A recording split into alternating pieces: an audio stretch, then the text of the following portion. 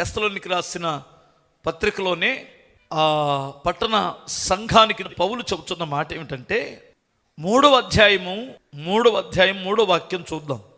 అయితే ప్రభువు నమ్మదగిన వాడు, ఆయన మిమ్మును స్థిరపరిచి దుష్టత్వము నుండి కాపాడును.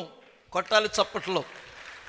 మీ ప్రభువు మిమ్మల్ని ప్రేమింపబడి, మీరు ప్రేమించబడ్డారు, దేవుని చేత ప్రేమించబడ్డారు. ఎందుకు ప్రేమించాడు? కారణం ఏమిటో తెలీదు. కరుణించబడ్డాం, దయ చూపించబడ్డాం. ఎందుకు ప్రేమించాడో రీజన్ లేదు. మరి నా మట్టుకైతే నన్ను దేవుడు ఎందుకు ఇంత ప్రేమించాడో రీజన్ లేదు. నేను ఎవరిని కరుణించేదనో వారిని కరుణించేదను అంటాడు. ఎవరి ఎడల కృప చూపుదునో వారి ఎడల కృప చూపించేదను అంటాడు దేవుడు. ఎందుకు ప్రభువా నన్ను ప్రేమించావంటే రీజన్ లేదు. నా దగ్గర మాత్రం అర్హత లేదు, కానీ దేవుడు ప్రేమించాడు.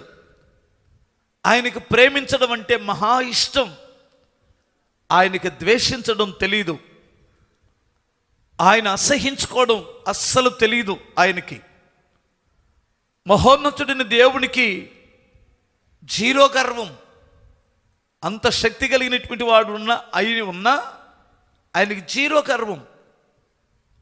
జీరో గర్వం అని ఎందుకు చెబుతున్నానంటే, దేవునితో విడిచిపెట్టకూడని భాగ్యమని ఆ మహిమగల సింహాసనాన్ని దాన్ని విడిచిపెట్టకూడని భాగ్యమని ఎంచుకోలేదు. కానీ ఆయన మహిమగల సింహాసనాన్ని విడిచి మనుషుల పోలికగా పుట్టి దాసుని స్వరూపం ధరించుకొని పశువుల పాకలోకి రావడానికి ఇష్టపడి శిలువ మరణం పొందునంతగా తగ్గించుకున్నాడు. అంతే. ఆయనకి అస్సలు మన విషయంలో అస్సలు ఎక్కడ కూడా ఆయన అంటే ఎలా చెప్పాలి, నేనేంటి వాళ్ళని ప్రేమించడం ఏంటి, వాళ్ళ దగ్గరికి తగ్గించుకోవడం ఏంటి అనేది అసలు ఆయనకి తెలీదు. మనకు ఫీలింగ్స్ వస్తాయి. 1-2 సార్లు మనం చూసిన తర్వాత పొద్దుగులు నేనే ప్రేమిస్తున్నాను, వాళ్ళు నేనంటే లెక్కలేదు అనే ఆ విషయం ఆ మహోన్నతునికి లేదు. తన పిల్లలు కూడా అలాగే ఉండాలనేది దేవుని యొక్క ఉద్దేశం. కానీ ఆయన మనల్ని ప్రేమించాడు.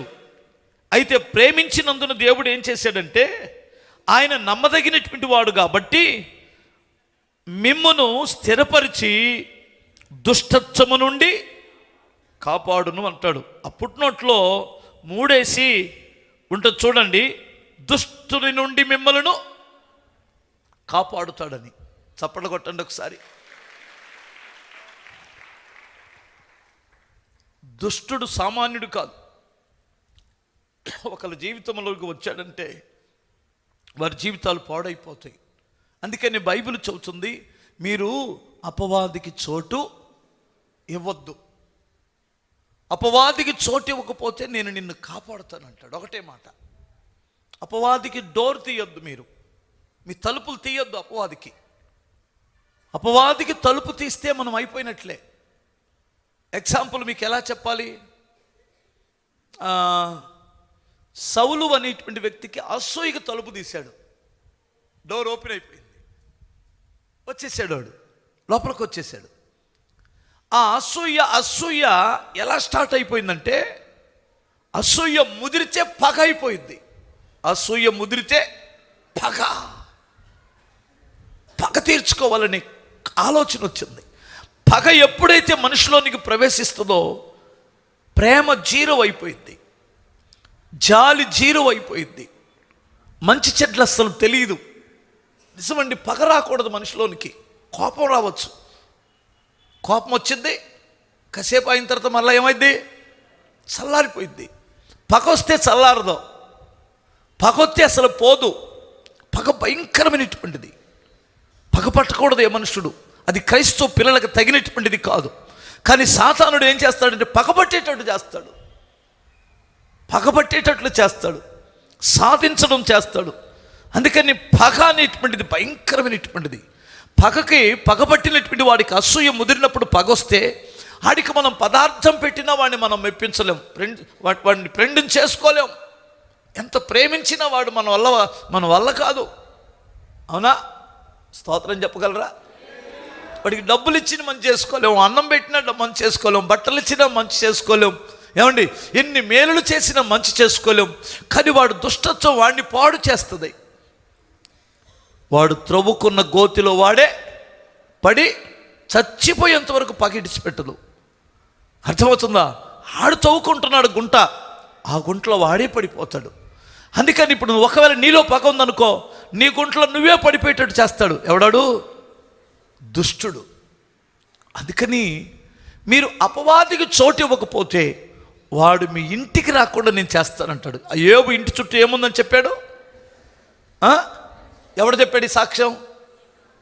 దేవుడు చెప్పాడా? యోబు చెప్పాడా? సాతానుడు చెప్పాడు. ఎవడో నాశనం చేయాలనుకుంటున్నాడో వాడు చెబుతున్నాడు వాళ్ళ ఇంటి చుట్టూ కంచె ఉంది అని. అందుకని నేను మీకు చెప్పే మాట ఏమిటంటే, చాలాసార్లు దేవుడు మనల్ని దుష్టత్వములు పడిపోకుండా కాపాడాడు. మీకు తెలుసా? కొన్నిసార్లు కోపం వచ్చి ఒక్కొక్కరి మీద కోపం వచ్చినప్పుడు మన కోపాన్ని ఆపిన సందర్భాలు ఎన్నో ఉన్నాయి.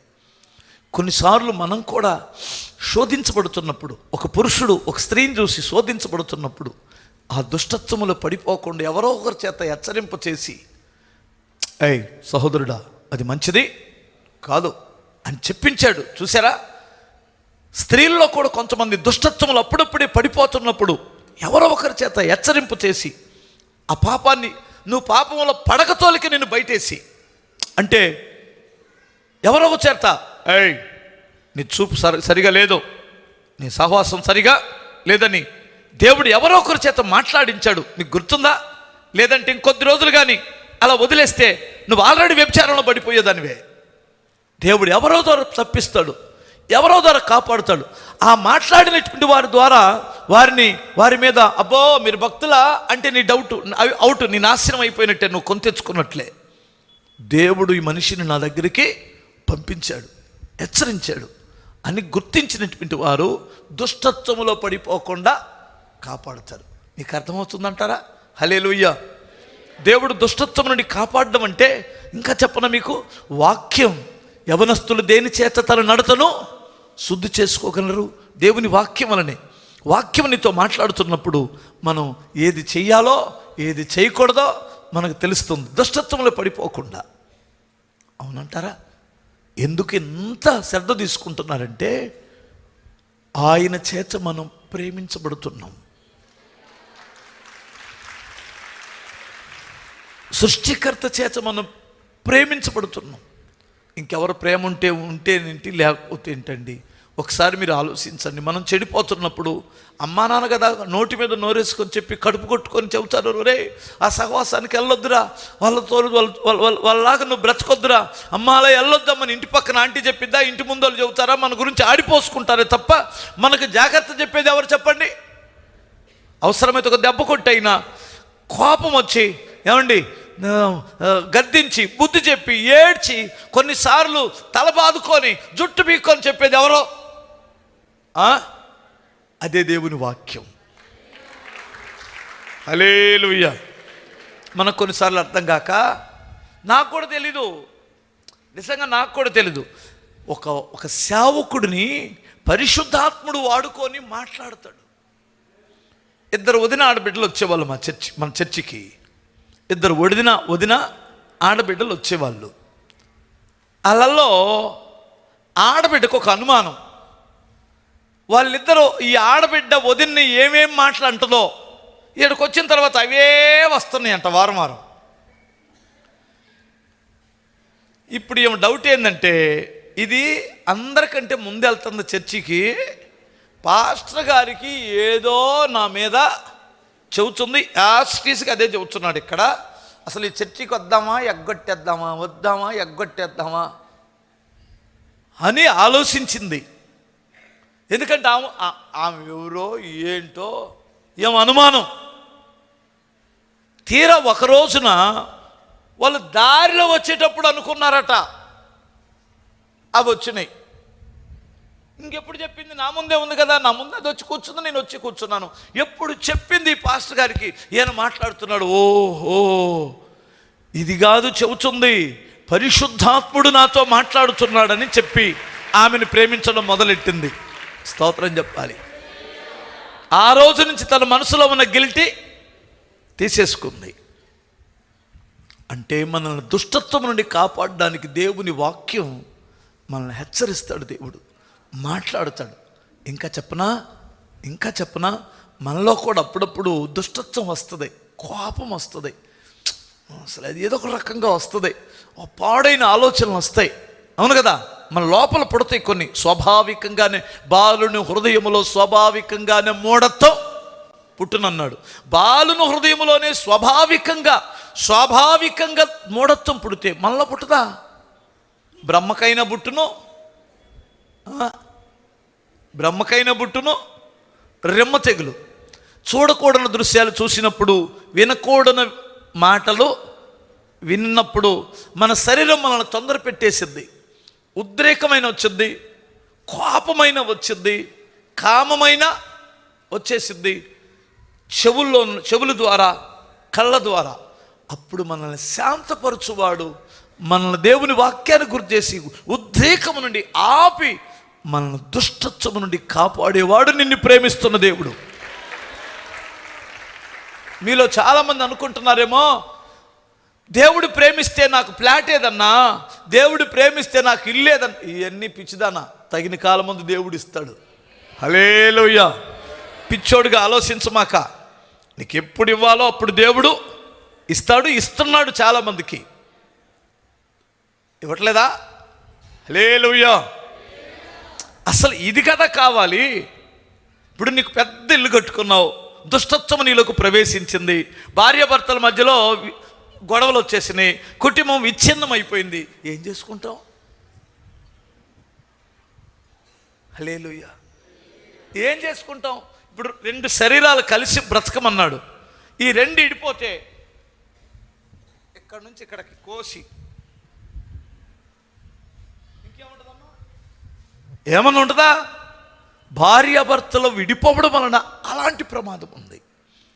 ఎన్నిసార్లు మీరు విడిపోవాల్సి ఉంది, దేవుడే అంత చక్కగా కలిపి ఉంచేశాడు. హల్లెలూయా. ఎన్నిసార్లు వీడితో నేను కాపురం చేయలేను, అయ్యో దేవుడా నాయనా నా వల్ల కాదు, నేను ఒక్కదాన్నైనా బ్రతుకుతాను అనుకున్నావా? అనుకోలేదా?